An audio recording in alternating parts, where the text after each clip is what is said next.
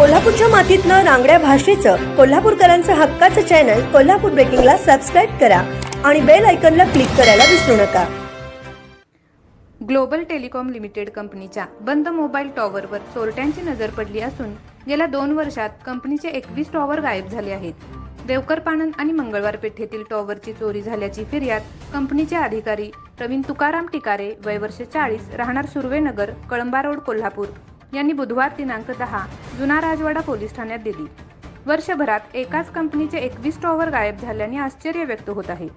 फिर्यादी प्रवीण टिकारे यांनी दिलेल्या माहितीनुसार जीटीएल कंपनीचे जिल्ह्यात एकूण 65 मोबाईल टॉवर होते। कोरोना काळात यातील काही टॉवर बंद पडले। लॉकडाऊन काळात कंपनीची काही कार्यालये बंद झाल्याने टॉवरच्या सुरक्षेकडे दुर्लक्ष झाले।